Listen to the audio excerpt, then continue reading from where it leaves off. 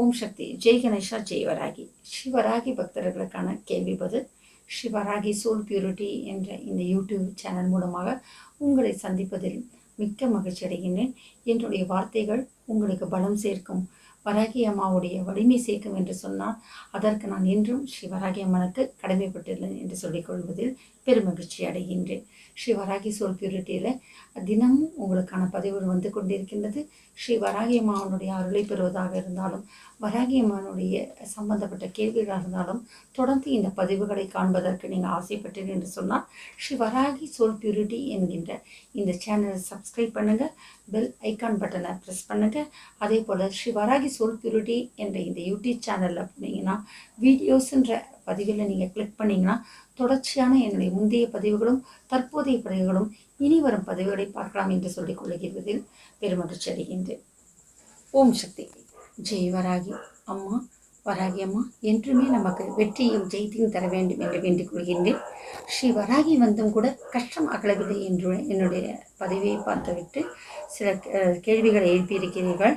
அதில் அம்மா ஸ்ரீ வராகி வந்தும் கஷ்டம் அகலவில்லைன்னு சொல்கிறது, அந்த வார்த்தைகள் எனக்கு குழப்பமாக இருக்குது அப்படின்னு சொல்கிறாங்க.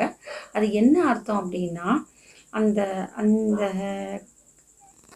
கன்ஃபியூஸ் ஆகுது அப்படின்னு இந்தியன் ட்ரெடிஷன் அப்படின்றவருக்கு வர பதிவில் கேட்டிருக்காரு. அந்த கேள்வியை மட்டும் நீங்கள் பார்த்தீங்க அப்படின்னா உங்களுக்கு அந்த பதிவில் அந்த கேள்வியை மட்டும் நீங்கள் உணர்ந்தீர்கள் என்று சொன்னால் உங்களுக்கு குழப்பமாக தான் இருக்கும். என்னுடைய தொடர்ச்சியான அந்த வீடியோ பதிவை பாருங்கள், அதில் உங்களுடைய குழப்பத்திற்கான பதிலானது இருக்கும். அந்த பதிலும் நீங்கள் தெளிவடையவில்லை வேண்டாம், திரும்பவும் இதில் பதிவு செய்யுங்கள் அல்லது தொலைபேசியில் அழைங்கள், உங்களுடைய குழப்பத்தை தீர்ப்பதற்கு காத்திருக்கிறேன். இல்லை என்ன கேட்டிருக்காங்க அப்படின்னா, அம்மா பெண்கள் தேங்காய் உடைக்கலாம், கண்டிப்பாக உடைக்கலாமா? அதெல்லாம் கிடையாது. மாதமாக இருக்கின்ற நிறைமாத கர்ப்பிணியாக இருந்தால் கருவை வயிற்றில் தாங்கியிருந்தால் மட்டும்தான் தேங்காய் உடைக்கக்கூடாது. அந்த அதிர்வலைகள் குழந்தையோட மூளை நரம்பை பாதிக்கும், அந்த காதினுடைய செவிப்பறை ஒளியை பாதிக்கும். அதனால தேங்காய் உடைக்கிற பக்கத்தில் கூட உலக்கி இடிக்கிற பக்கத்தில் தேங்காய் இடிக்கிற பக்கத்துலலாம் நம்ம இருக்கக்கூடாதுன்னு சொல்லுவாங்க.